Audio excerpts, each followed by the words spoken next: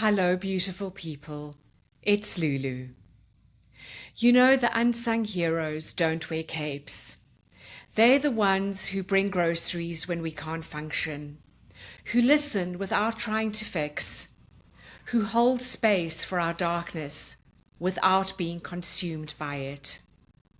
Today, I'm shining a light on the silent heroes, those who support us through our mental health challenges, because their journey matters too, and it's filled with both challenges and unexpected gifts.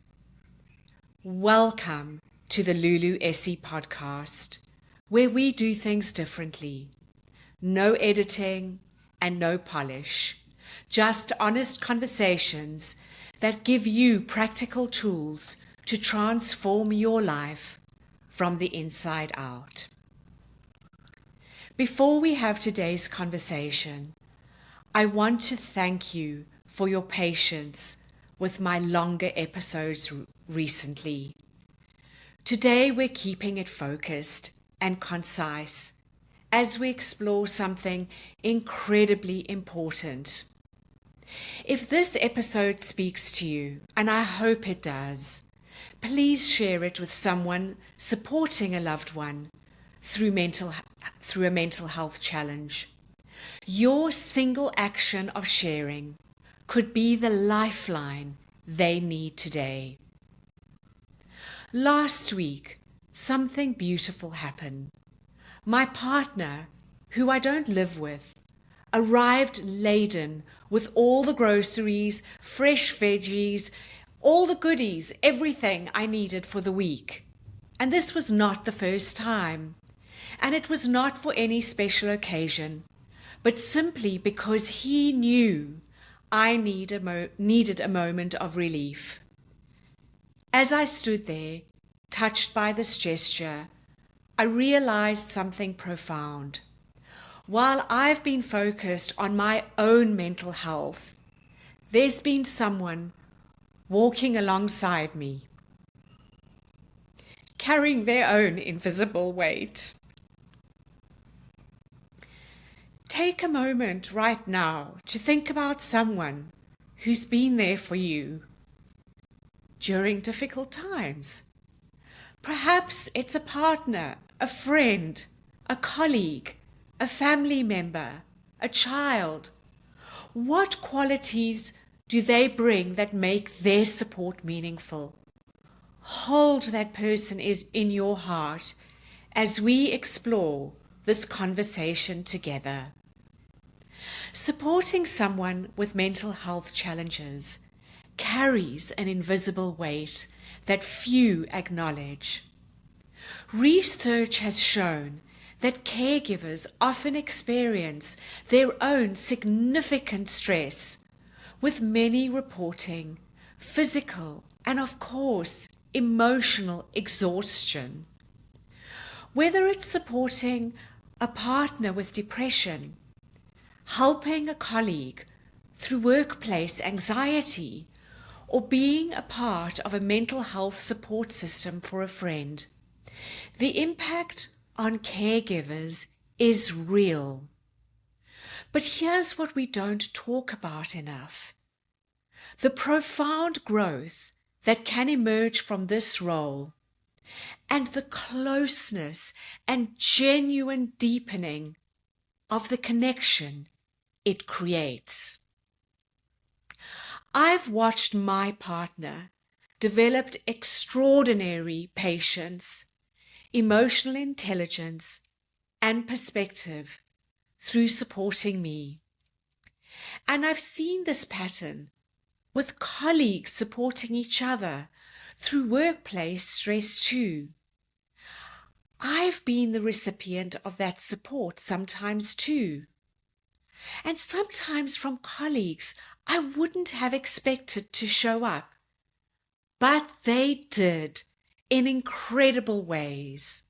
Now, I'm not talking about showing up in big, showy off kind of ways, but in small, meaningful, yet powerful and deeply felt ways. It is often as simple as a heartfelt text message. This type of support is what psychologists call post-traumatic growth. The positive psychological changes that can occur following a challenging life circumstance. It's such a refreshing and uplifting change from what is the inevitable spoken about post-traumatic stress. The weight of supporting others can also build strength we never knew we had. It's not that the burden isn't real. This shit is real. But so is the potential for transformation. Think about it for a second. If you are someone who supports a loved one through mental health challenges, have you noticed ways you've grown through this role? Perhaps you've developed patience you never thought possible, or insight that has helped you navigate your own emotions. Take a moment to acknowledge that growth. It matters tremendously. One of the most powerful tools I've discovered is what I call the permission question. A simple but transformative approach to communication during difficult moments. It works like this. When someone is struggling, instead of assuming what they need, ask, what kind of support do you need right now? Listening? Do you need solutions or do you need space? This question gives both parties clarity. The person struggling gets exactly what they need, and the supporter doesn't waste energy on approaches that might not help. I've seen this work powerfully in workplace settings too. A team member experiencing anxiety doesn't need the same support every day. Sometimes they do need solutions. Sometimes they just need a listening ear. And sometimes they just need the space to be exactly as they are, where they are. The communication tools we develop during our hardest moments become gifts we carry into every relationship. They create deeper connections built on understanding rather than on assumption. So over to you. Think about your own communication patterns when you're supporting someone or when you're being supported. Do you assume what's needed or do you create space for clarity? This simple shift from assumption to asking can transform how you show up for others and how you show up for yourself. Perhaps the most counterintuitive truth about support is this: boundaries are not limitations. They're foundations that allow relationships to flourish. Many supporters believe that true dedication means being available 24/7, absorbing every emotion and sacrificing their own needs. This isn't just unsustainable, it's ultimately unhelpful for both parties. In work settings, boundary setting might sound like, I really am committed to helping you with this project, and I need to log off by 6 p.m. to recharge. This clarity actually increases trust and respect rather than diminishing it. Clear boundaries create the space for the supporter to recharge, which is so important for sustainable support.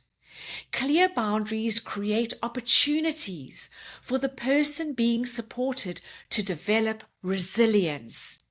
And clear boundaries create a much healthier dynamic when both people maintain their identity.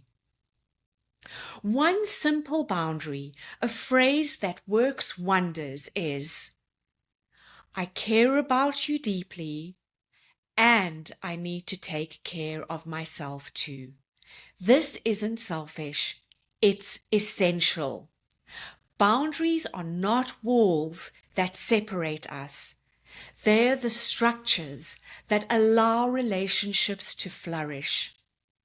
Here is one simple practice both supporters and those being supported can implement today. I call it the daily check-in method. This practice strengthens your mental health support network, whether you're the caregiver or the one receiving care. And it only takes about 30 seconds, but it creates profound connection. Both people share one word that describes how they're feeling. No fixing, no judging, just acknowledgement. A moment of genuine presence with each other. This can simply be a hug, just a shared moment, or simply saying, I see you. It's important that you discover what presence means for you. This tiny practice builds awareness. It validates feelings and it creates small amounts of genuine connection that prevent bigger crises.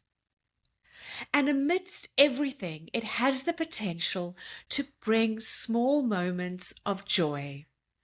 When my partner and I took the time to do this, we found these brief check-in moments prevented misunderstandings and created a foundation of ongoing awareness rather than crisis response. And these check-ins look different on different days. Remember, it's about making this practice your own. You might try this at dinner, during your morning coffee, or even via text when you're apart, which we are. The key is consistency and honesty. Some days, my partner and I may simply say, overwhelmed or hopeful, one word that captures our current state. Other days, we might elaborate a bit more. And for us, a lot of the time, text is more manageable, not because it's the easy way out, but because it puts the communication in a safe container for the moment. Supporting someone through mental health challenges isn't easy, but it can become one of life's most meaningful, challenging, and rewarding connections. And it gives us an incredible opportunity to grow together as individuals. The tools you develop, compassionate communication, healthy boundaries, and present moment awareness, become gifts that enhance every relationship in your life. If you're currently supporting someone, know that your role matters profoundly. The light you hold for others will eventually illuminate your own path too. And if you're being supported, acknowledge the gift that the person is giving you. Your journey is shared, and that sharing itself creates incredible possibility. Remember, mental fitness is not a solo journey. This conversation matters beyond this podcast. So please share it with someone who might need it. The simple act of sharing can be a powerful one.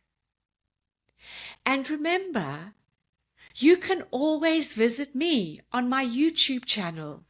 There are so many YouTube shorts that offer practical tools and reflections that could make a positive difference to your day. Come visit me there. And as always, what comes from the heart reaches the heart. And today, like every day, with hope and with gratitude to you and all the unsung heroes in our lives, this comes straight from my heart to yours.